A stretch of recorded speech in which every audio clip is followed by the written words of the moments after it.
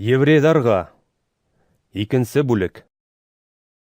Шуға күрә, дөрес юнәлеште югалтмас өсөн, без ишеткәндәребезгә айрыуса игътибарлы булырга тиешбез. Фәрештәләр аша еткерелгән һүз дөрескә сыҡты. Һәр төрлө енәйәт һәм тыңлашмасанлык тиешле язаһын алды. Әгәр ошондай бөйөк ҡотҡарылыу менән иҫәпләшмәйбеҙ икән, әле килеп язаны нисек урап үтә алырбыҙ? Был ҡотҡарылыу тураһында бит тәүләп Раббы үҙе асып һалды, һәм уның әйткәндәрен ишеткән кешеләр беҙгә быны раҫланы. Алла үҙе лә быны билдәләр. Мөғжизәләр һәм төрлө ҡөҙрәтле эштәр ҡылыу һәм изге рухтан килгән бүләктәрҙе үҙ ихтыяры буйынса бүлеп биреү юлы аша иҫбат итте. Беҙ әле һөйләгән киләсәк донъяны Алла фәрештәләргә буйһондорманы бит. Әммә кемдер изге яҙманың ҡайһылыр бер урынында былай тип шаһитлыҡ иткән: Кем ул әҙәм? Уның тураһында ниңә көйөнәһең?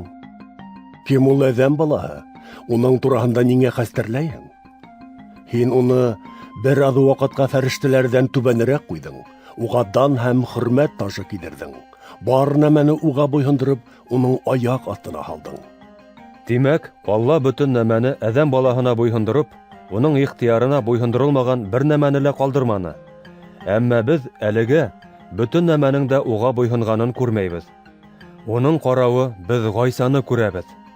Ул Алла мәрхәмәте менән бөтөнөһө хаҡына үлем татыһын өсөн бер аҙ ваҡытҡа фәрештәләрҙән түбәнерәк ҡуйылды.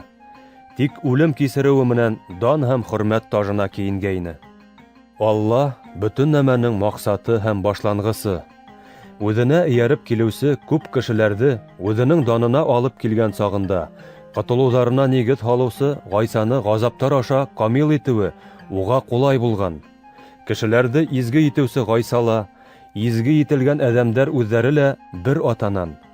Шуның өсөн Ғайса уларҙы үҙенең туғандары тип атауҙан уңайһыҙланмай.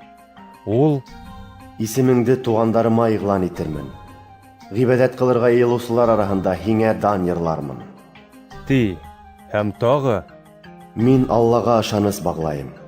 Ти, һәм Бына мин үҙем һәм миңә Алла биргән балалар. Ти, был балаларҙың тәне лә, ҡаны ла бар. Шунлыҡтан Ғайса үҙе лә кеше ҡиәфәтен алды. Ул быны үлемгә баш булған иблистең хакимлығын үҙ үлеме менән юҡ итеү, ғүмере буйы үлемдән ҡурҡып ҡол булып йәшәгән кешеләрҙе азат итеү маҡсатында эшләне. Ул бит әлбиттә фәрештәләргә түгел, ә Ибраһим тоҡомона ярҙамға килде. Шуға күрә кешеләрҙе гонаһтарынан йолоп алыу маҡсатында Аллаға хеҙмәт итеүҙә шәфҡәтле һәм тоғро баш рухани булыр өсөн бар нәмәлә туғандарына оҡшарға тейеш булды. Ул үҙе лә, һыналып ғазап кисергәнгә күрә, гонаһ ҡылырға ҡотортоуларға дусар булғандарға ярҙам итә ала.